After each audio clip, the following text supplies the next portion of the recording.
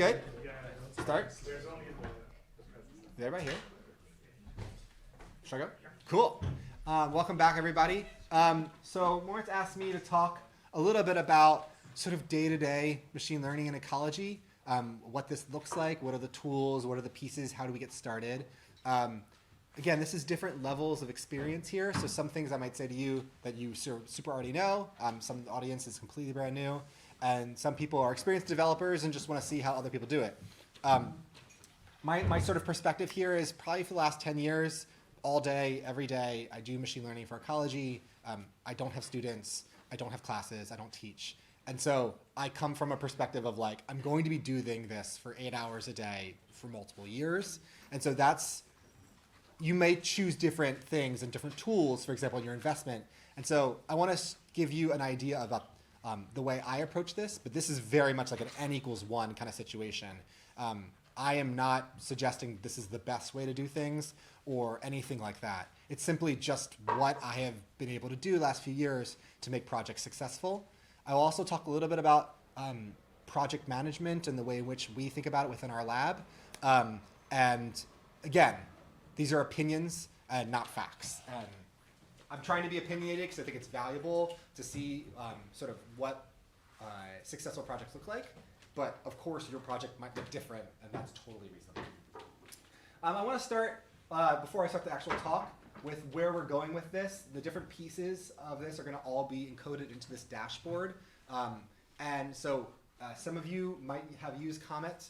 It's free for academics. This is a machine learning dashboard that I use all day, every day. I have no financial relationship with them. I was one of their very first users years ago, but I have a t-shirt, that's all. And so Comet, it's too small. Comet is a machine learning startup out of New York. It is a single line of code that you attach to your libraries, and it tracks all these different things. So I wanted to show what it looks like. Because this is not something I've created. This is free for academics, and for most universities, it's pretty low dollars. I think I say in the talk, worth the price of your sanity. I cannot imagine doing anything without Comet. So the way I think about this is every run we're going to do today, every machine learning experiment, as what they call it, is going to be a line, a row here in this giant dashboard. You're going to track them based on a tag. This tag is going to be related, usually for my work, to a Git branch. Some of you might be familiar with GitHub. Is anyone not familiar with GitHub at all? Like, no idea what I'm talking about when I say GitHub? Okay. This is going to be a Git branch, and it's going to measure easy to access things like the duration of your run. And then you are going to help log different metrics, which you'll then be able to see on your dashboard. So this is a quick way of being able to hit this. Some of you might be familiar with this kind of stuff. The name people always ask about the namings. You might be familiar with this where it generates two random strings, like a noun and a verb, and puts them together. It's not like I named them. It's just doing that automatically, just like the R versions. So there's some fun ones, like shocked hamburger. It keeps me constantly entertained. It's not like I make them up.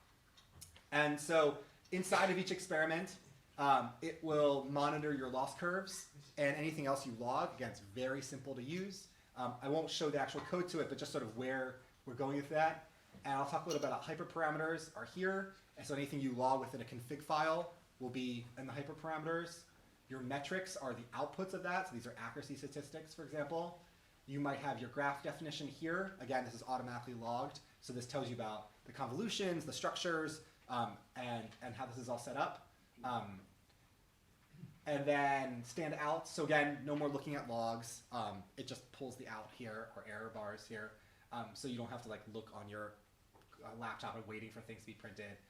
Another thing that's usually nice about it is it has system metrics. I was talking about this morning. This is your GPU utilization, for example. It's automatically logged. The memory is logged. And so you have access to a lot of different pieces here. If you learn nothing, the reason I'm doing this first is if you learn nothing else for the next 30 minutes, use Comet, you will be happier. There's no way for you to recreate all this stuff, right? Like an Excel file where you log all this and you write it down. That's crazy. Like use things, you'll be so tired at the end of that. Use Comet or WandB or one of the other ones. They're all the same. And it'll just make you a happier person. I don't think I have any graphics logged here. Oh, I do. Look, great. Trees and boxes, guys. So you also can log graphics. from a comet run. So, and this will get kind of cool in a second, as well as confusion matrices. And so all this is automatically, or not automatically, but there's easy code to write all this stuff. Very few lines, very simple. But the real kicker, the real reason to use it is this. You can take any pair of experiments and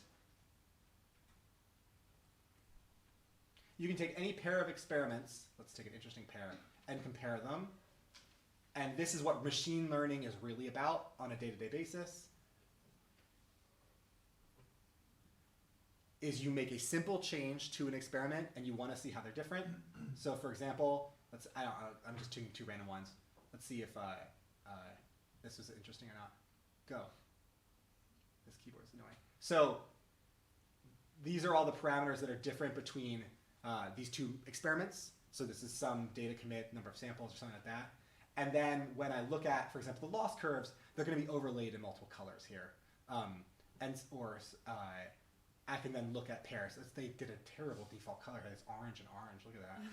That is totally random. That's completely, like, if I do this again, it'll never happen. That was just a completely random thing. It's a random colors. So that was amazing.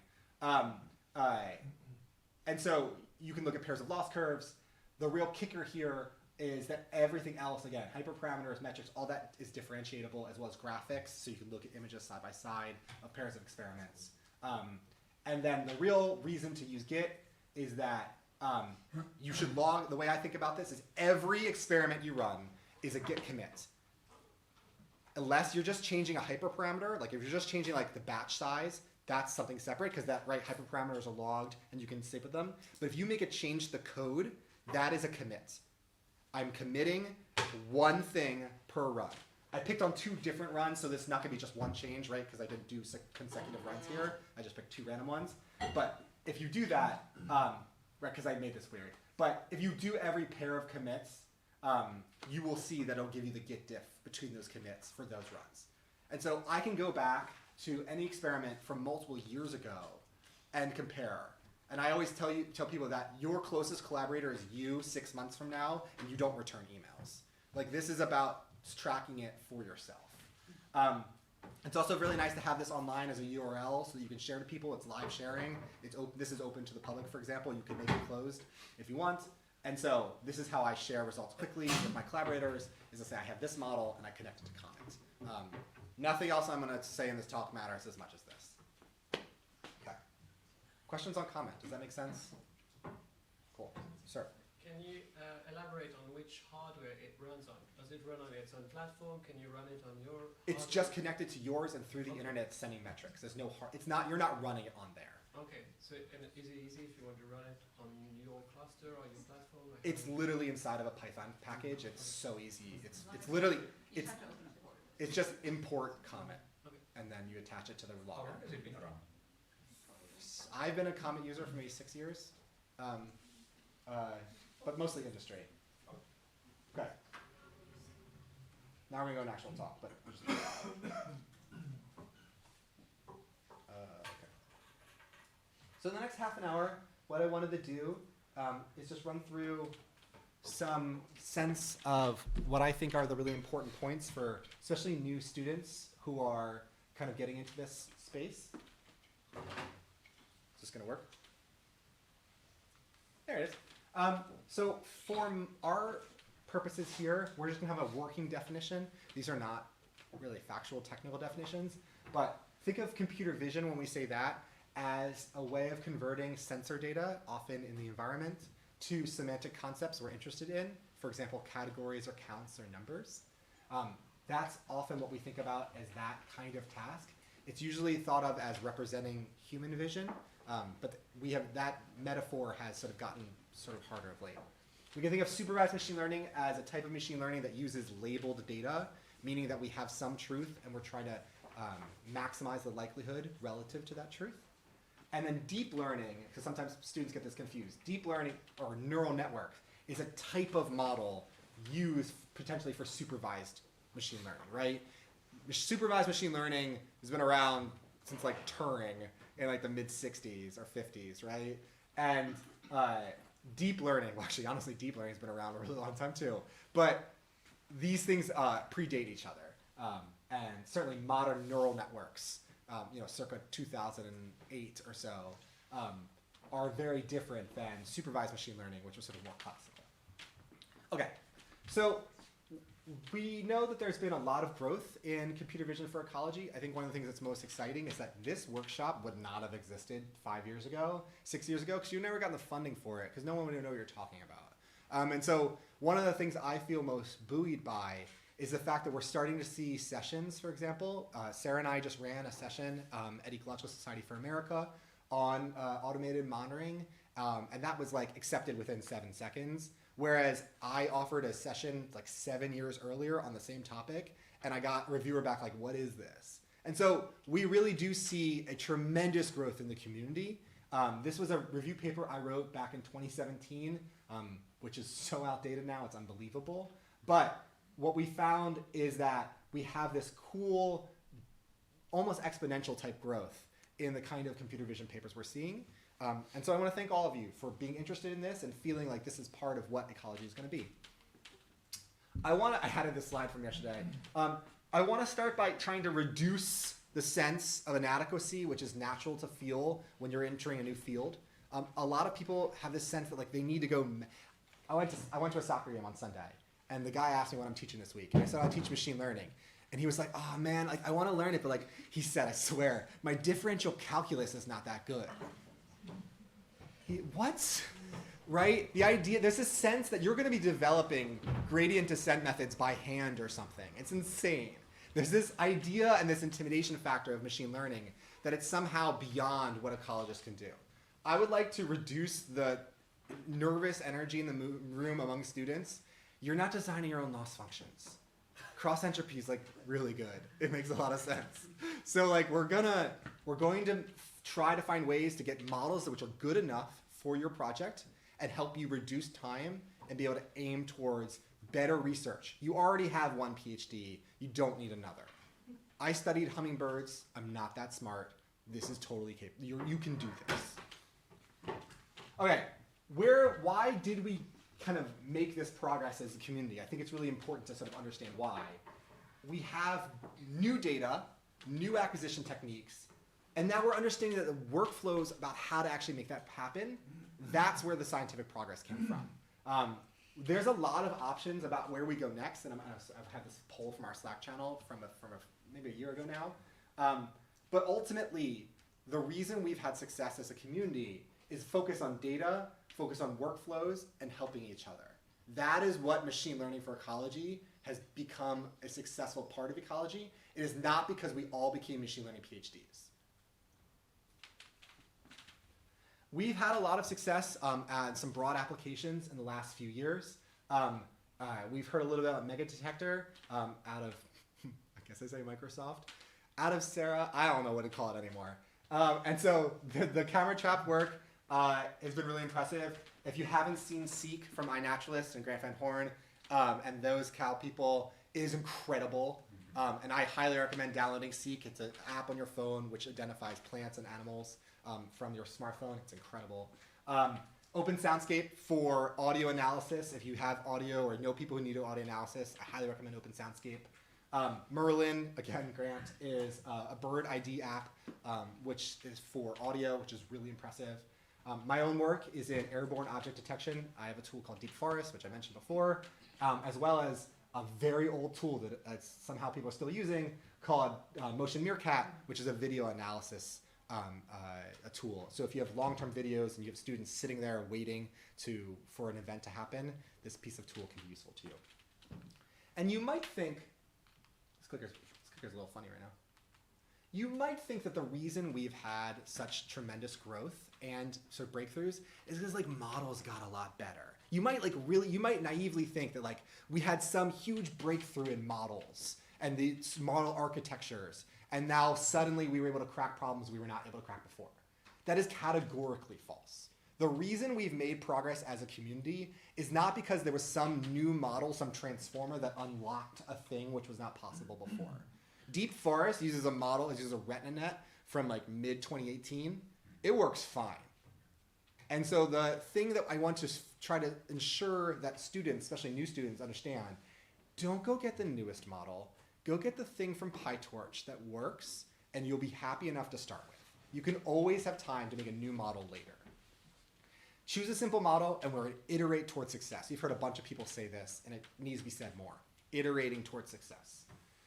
Because I believe that data quality is kind of everything. We talked about this before with the camera traps and a bunch of other things. You will find that anyone who hands you a data set says this thing has been reviewed, but what they mean is reviewed by undergraduates who are exhausted. And so we have a ton of challenge with data quality. Spend an inordinate amount of time with your data.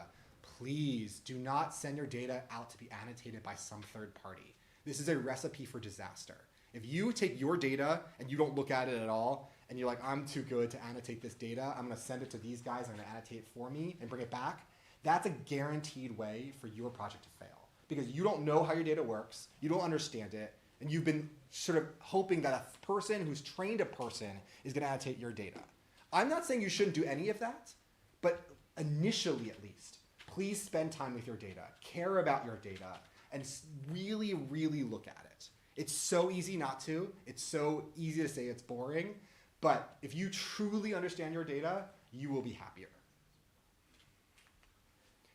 One of the things I wanted to really impart to you is that machine learning isn't just about a model and a likelihood or a loss function, it's about a system. And we heard this a little bit with a couple of the talks before. Systems are everything. How do you create a system that's going to iterate quickly, where you have annotation and you have development workflows like Comet that allow you to harness the machine learning tools? I would say that 95% of machine learning projects are not successful, not because the project was too hard or the model wasn't possible, but because of poor data management and poor project workflows. It's not sexy, it's not fun, but this is why machine learning projects fail. Students I work with, and I work with a lot of students all the time, mostly are failing at machine learning projects because they are not responsible enough to handle the projectness of it, not because the model doesn't converge on some loss. It's about systems. Just some random thoughts that I thought was really important that I felt like during the talks I was sort of hearing and I wanted to give my sense of. It is very common to want to over-annotate at first. Of course you're going to need to annotate. I'm not acting like you're going to need 3 samples per thing. You're going to need hundreds of samples. But please don't over-annotate at first. It's very easy, as I said in the last talk, to mistake which things your model is going to be good at or bad at. I'm often wrong, especially when I try people's new project. I had the Norwegian Department of Environment had a bunch of RAS videos, and they wanted to score which RAS behaviors they were in. And I thought it was going to be like really obvious, like, oh, we'll just create a little neural network feedback loop to see which ones are going to be right. And we were so incredibly wrong about what the project was actually about because we thought we understood the annotation, but it turns out that it's actually the camera diversity which was hard.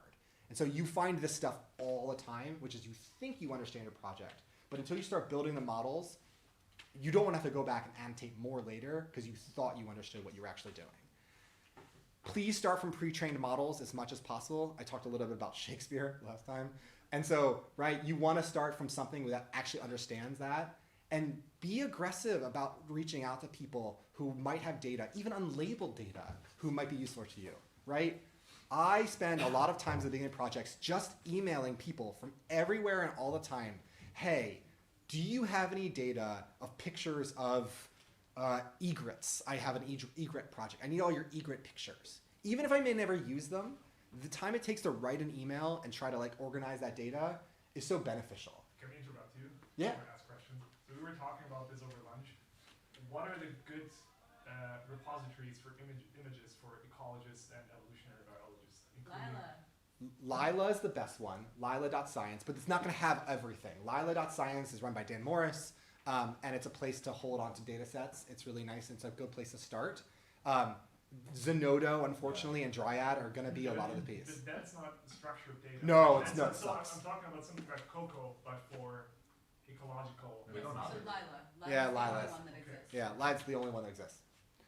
And we need to do better. Like ML, like machine learning ready ecological data. There's the one from Fathom, because we just saw FathomNet. Yeah. The Monterey Bay Aquarium is starting with undersea stuff called FathomNet. But it's relatively new. I don't know a lot about it, but we met the head of it, and it looked like a really exciting project. We need more of these things. One of the other pieces that I want to impart to you, especially new students, is that this may sound very unintuitive, but start with your evaluation data set. Get everyone on board, your boss, your boss's boss, your boss's boss's collaborator, to agree to the evaluation data set before you start with training. It's so easy to jump into training because it's natural. It's the thing you don't know anything about, so you assume that that's what's hard and you assume that's what's important. It's like ecologists always come to this thing and they're like, I'm not a computer scientist. The first thing they always tell me is not a computer scientist. Everyone loves to tell me they're not a computer scientist. It's so funny. And so, right, you think that the reason that this project's gonna be hard is because you're not a computer scientist, right? And so you start with the hardest part, which is like the model architecture. But of course, really what you need to do is everyone agree on your evaluation data set. If you can get everyone to buy into your evaluation data set, you're in a great place. Because what you don't want to have happen is after 2 years, you're evaluating, and then the colleague of your collaborator comes in and is like, I don't buy this truth that you're selling because your evaluation's not convincing. That's a lot of wasted effort. Start with evaluation. It's going to be bigger than you want it to be. You're going to waste more data than you want on evaluation. But there's always virtue in having evaluation you believe in early in the project, and you stick with that evaluation data set. Sarah. I was just gonna say, like, you probably intend this to be captured in that, but the metric. Totally. Right. Don't change your metric. So for the evaluation, like the data set and the metric, and ideally metrics, like many multiple metrics Totally. that you're gonna use. Don't just start developing because you're nervous, your advisor tells you to, or your post, don't just start. Be methodical about the evaluation data set. Get everyone to agree on an evaluation data set. And if everyone can't agree on the evaluation data set, if they don't agree, don't do the project. Because there's no point in developing a model that can't be evaluated, or you don't believe in the evaluation. Right, thanks. I think it's really good advice. Would you say, even if you have an evaluation data set, not to use it too much during, Yeah, because of there's course this challenge. If you have it early, the temptation is to kind of use it like a validation. I'll get there to get to prediction. No, but it is a good problem, which is you could overfit to evaluation, and it's natural. It is a challenge. Having more data is always better than having less data. A holdout evaluation data set, like a little thing in your pocket, you're gonna wait, So one of my colleagues works for has all the Department of Defense money. It's like submarine underwater mine money, so they have to detect underwater mines. The military is very serious about this, and so they don't let you work on your evaluation data set. They hold back an evaluation data set for when you submit the model at the end, and so you get one shot at it and it's over. Most of us don't get to do that, right? That's not the way most of us get to work, and so that would be awesome. That right before your paper, you get one shot at this holdout evaluation data set. You get extra bonus points if you do that. I've never seen it done, but it would be super cool. I showed this graph. Don't worry about the numbers here. This was just an illustration, a little bit of how this sort of plays out from the last talk. When I review computer vision papers in ecology, which I do multiple times a week, I'm looking for a reasonable story about how model development happened. I'm looking for certain ingredients that you put together that makes sense as a package of knowledge. By which I mean, you started with a reasonable baseline. Please don't just make up some ridiculous baseline, like what random is. Or people always show the kappa statistic, as if before neural networks, the only thing you were gonna do was just guess randomly at the numbers. And so I need a reasonable baseline, something that someone would actually use. Then I want you to improve the architecture in some small way. Please don't rent it, there's lots of very, very, very smart people spending all day thinking about architectures. This room is not gonna be the people making brand new architectures unknown to man. Please don't do that. Make a small improvement in architecture, see how it changes, make it reasonable. Very often I'm looking for different types of data combined or different views and sensors. That's very common in ecology, is that we have multiple images, multiple temporal, some kind of thing that's structuring this. And then try to think about different ways your problem could be answered, usually different neural network types or classical machine learning types, and put them together and have them vote. This is a reasonable recipe for project success. Reasonable baseline, improved architecture, multiple views, model ensembling. This is what I'm looking at for in a paper. If this hits all those things, I'm feeling like the author explored that space in a reasonable way. Oh, I will say also, as I said, that the results may be nonlinear. This happens more than I care to admit, and I don't really truly understand why. Sometimes these things interact in very strange ways, wherein you have one part of your project that doesn't seem to make an improvement, then you had a different part, and the part that you thought was already dead is actually more important now. There's some non-linearity to it. It happens, like embrace it. It's a little scary sometimes. I want to highlight again the importance between this room and when I give talks to computer vision rooms of like only PhD people in computer vision. The difference between excellent computer vision research, I feel comfortable putting this up here because this is an excellent paper, an ecological application. Look at these numbers. Okay, you may not know these architectures. FastRCNN is like a thing from like 2017 that like you could download from PyTorch and run in like 12 minutes. And then their custom model for tree detection that probably took them 2 years to do. Look at the difference in those evaluation scores. That's not to denigrate their work. I'm sure it was exceptionally hard. But think about the effort relative to evaluation accuracy. If you look at this, you will find this all the time. Please don't get dialed into the latest computer vision research. Computer vision research has different sets of incentive structures than we do as ecologists.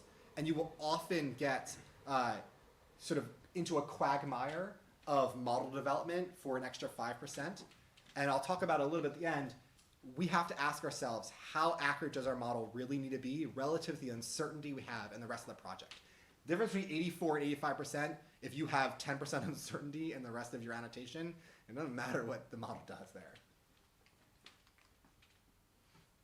Most times it is just about data. We can make great strides by just getting everyone you know to give you data. We made a global bird detector model that works like reasonably well by doing literally nothing but emailing people for pictures of birds that had been annotated. We got 200,000 annotations by just emailing people we've never met. Most people are interested in doing this. You have to corral them a little bit. And you put it into a giant neural network model. I'm not saying you're getting state of the art, but this thing will give you something to work from. And really understand that data is your friend, and the more data you can get, the better it will be. People use this model all the time, and I always think that it's like that there was some great asset to it. We just took an off-the-shelf model and dropped a bunch of data on that. Some other lessons that we've learned through struggle, but mostly stupidity, which is that you want to choose a simple model, and I tell students that they're not allowed to touch anything for 6 months that's custom. You have to prove to me that you had 6 months worth of work on a off-the-shelf model and you're convinced it can't be better. You've done 6 months worth of stuff before you show me a custom model. If you're brand new and this is your first project, you need to show me a year's worth of effort on a existing model architecture before you're allowed to do something custom. And this is when we sort of run summer school and those like that. People want custom models, people want to add stuff. Unless you know what you're doing, it's usually not worth it. Begin by annotating a small amount of data, common classes. A great strategy that not enough people do is start by overfitting to your train and test on a single sample. Make sure your model can learn. You wouldn't believe the number of times that it doesn't actually get you 100% accuracy, that something weird is happening. You have a data point in train, same data point in test, predict one to the other, make sure it's 100% accurate. You will find more often than not that something's weird with your model grades and they're not updating exactly the way you think they are, and you're getting some batch of data that's not perfect. This is a really important strategy. I recommend doing it constantly. When you are being proposed projects or you're hearing about projects, I highly advocate the smell test, which is like, does the thing sound like it might work? If someone tells you a project that doesn't sound like it's gonna work, it's not gonna work. Like, just trust that intuition. So many projects, people like tell you something, and you're like, no way that's gonna work.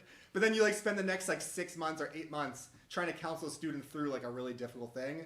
Whereas like your initial reaction, all of you are brilliant and talented researchers. You have a very good sense of what it is that's possible in your field. Machine learning is not magic. And so if something doesn't sound possible, don't like chase it because it might work. That's happened like never. Where like someone's like elucidated a truth that they didn't think was possible, but then was possible. That sounds really cool. I don't often see it. If it doesn't sound like it's gonna work, it's not gonna work. One of the things that we want to differentiate here is between code and hyperparameters.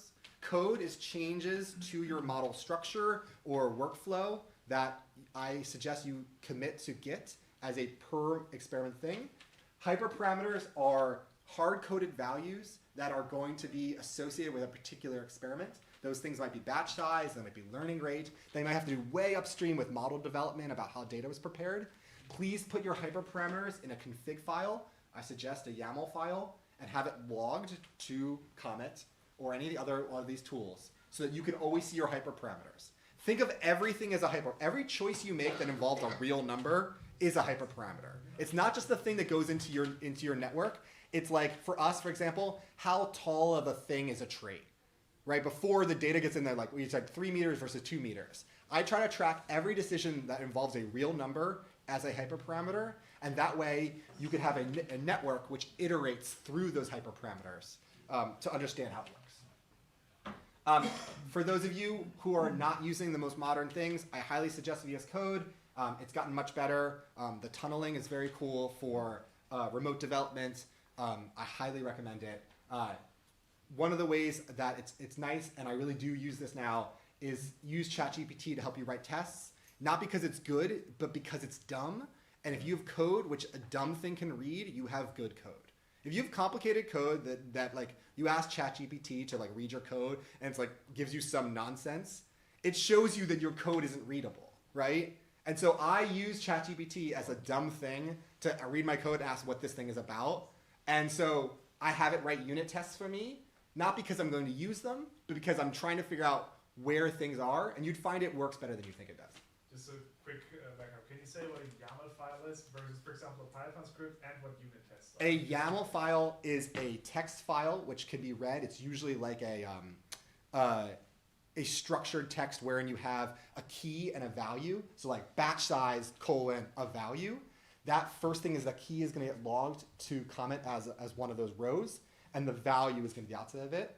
A unit test is a way of describing a certain code function and proving that it works. I highly recommend asking ChatGPT to write tests for you and see if it can figure out if your code actually works. And the last one was? I think that was it. Sure. Yeah. Use get to track changes. It is very tempting to make multiple changes to an experiment because you're like, I feel like I understand this thing. So you change a bunch of stuff and then you run it again to see if it's better or worse. What invariably happens is that it gets better or worse, but you don't know why, and then you have to figure out all the steps between it. This always happens. It's so tempting to be like, oh, I remember that like batch size is good here, but like I should make this other value higher there. Be disciplined about it. You change one thing and you test it. One thing and test it. This is the way you actually get to progress. It's so tempting to make a bunch of changes and see if it was going to be better. You're like hoping. I play chess a lot, and we have this phrase in chess, don't play hope chess. Don't assume that your opponent's going to be really dumb. Don't assume that you're going to like suddenly get really lucky. All the parameter changes you're going to make are going to be useful, and like you just happen to stumble upon a great, that doesn't happen. Make one change, test it, one change, test it. Use branches for major changes so that you don't have to go backwards. The faster you iterate, the more quickly you'll get results. Everyone else has already said this today too. I look for how many iterations a project has. That shows me how much a person cares about the project and how much they're actually understanding how the workflow happens. So one of the first things I ask students, which is how many times have you run your model? Most students will be like 3 times, right? I'm looking for a model that you've run thousands of times. That's a project you've invested time in and that you care about. Then you have a lot of compute, though. We have a lot of compute. It's a problem. We'll get to that in a second. Right? That's why we're here. Write a skeleton and profile aggressively. Modern machine learning networks, especially with GPUs, can be run exceptionally fast. You usually have a bottleneck in your input-output. Don't allow yourself, or try not to allow, so these are all suggestions, try not to allow yourself with the idea and the fallback of it runs overnight. People love telling me this. It runs overnight. That's not a big deal. I can run it, I go home, and I check the results the next morning. That's a project which is not going to get enough iteration. And so if you can figure out how to make a smaller test set, for a data set that you can work on for a little bit, and then every once in a while run the giant data set. If your data is too big, it's too big, right? But try to find strategies such that you can actually do this. Look, if you're pre-training large network models and you need 7 weeks with 8 terabytes of data, and that's a problem. That's a different scale of research. But for this scale of research, what I'm asking you to do is really try to aggressively figure out where your model is slow because iteration is the key to success. I said comments, yeah. My sanity is questionable. All right, so prioritize test evaluation accuracy. We have all been here, which is that the ecologists. Can you go back to the Yes, ma'am. slide? The previous slide. Yeah, use SneakWiz. I don't think you. All right, so these are two profiling tools. They help you attach them to your code. They're very simple to use. Literally, it's like C profile, and then you write your code. It'll spit out a file, and then you say snakeviz, and the file that was spit out, it makes a giant visualization for you of all the steps that were slow. It's very simple to use. It's literally like 2 lines of code. And what you'll see is a bunch of stacks. They're called burn down plots. I remember they're called fire plots. I don't remember they're called. And there's a bunch of bars, and it shows how long each step takes in your code. And you'll be able to see very often it is the data input output or some pre-processing or some data augmentation that you're using. You may not be able to know how to solve it, but at least when you go to a person who might know how to solve it, you have the right words. It's not like my model is slow. My data augmentation step on line 37 is slow. At least that gets you somewhere in a conversation that gives you some sense of why your code is running slowly. These tools are very easy to use. I'm not asking you to do anything that you can't do. I believe in all of you. One of the challenges we've had in ecology and the interface of machine learning is this cycle of overpromising. I think it has to do with this desire to solve all problems and to feel really powerful and smart. One of the things I try to project, and you'll feel it right now, I'm sure, is the opposite of that. We're just struggling and doing our best. And so that is what I'm trying to convince to you, is that what we've had a lot is a lot of people standing at or writing papers about like, this is the most amazing model ever, right? What we want to do is avoid that. Ask yourself how I make small incremental changes and improvements to your model and try to be transparent as possible in your evaluation. The best case scenario for you is you keep trying to convince other people your model is worse than they think it is. I love that. When people are, I'm like, I don't know about deep forest, like it could be better. And I have someone who's like, oh, it's awesome. Like that is the best case scenario where they're trying to tell you how good your model is. Be the harshest critic of your model. People will value transparent evaluation. Your advisor, your boss, whoever, will value the fact that you are trying to be rigorous with your evaluation and not try to plop up that statistic. There's a lot of games to play with the evaluation statistics, and they all will hurt you in the future. Try to be the greatest critic of your model, even if it makes you feel a little nervous. This was sort of what we were talking about before, which is that if you can, please make predictions on new data and assess them critically. It is very easy to have a data set. You were handed a data set, they already collected it, and so now you got train, you got test, and you're gonna iterate on this thing, and then you're gonna be done, and you're gonna write a paper about it.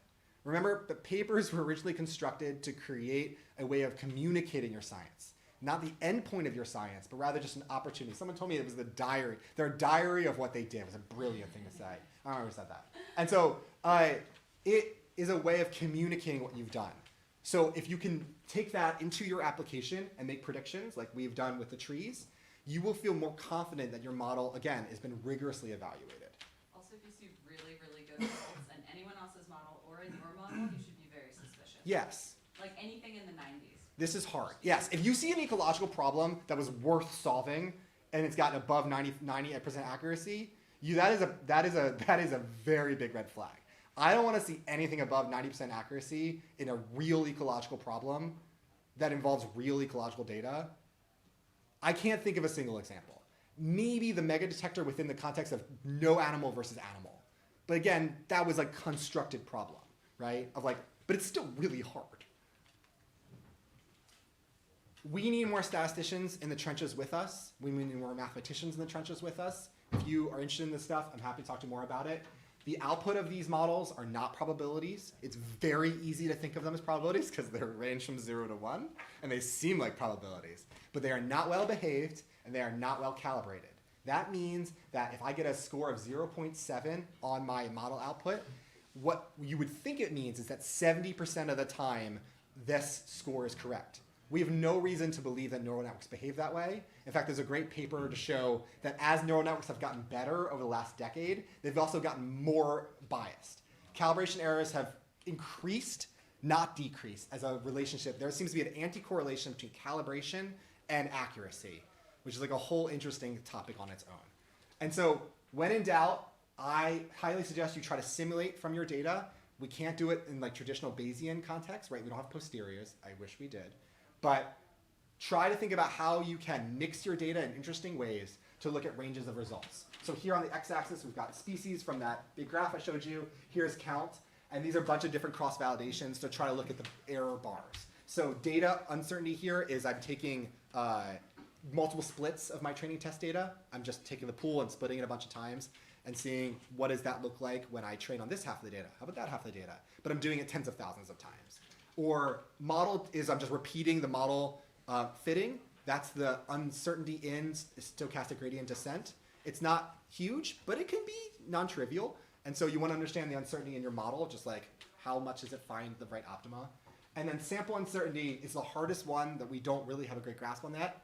It's if you multiply the output by the confusion matrix of your evaluation score. So if you, for example, if I tell you that 50% of the time, no, it's not a good number, 70% of the time, this species is correct, I could multiply that number by the relative off diagonal of the confusion and add it up to get the right counts. So you're creating, okay, we're down time.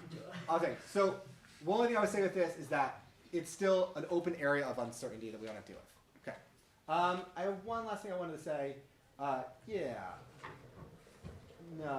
This. So I think that's a really important part is that at the end of the day, I want to really highlight that there is a role for everyone here and that it's not just like we're all becoming computer vision people, but rather there is an incredibly important way of kind of constructing this as a way for all colleges. Thanks, guys.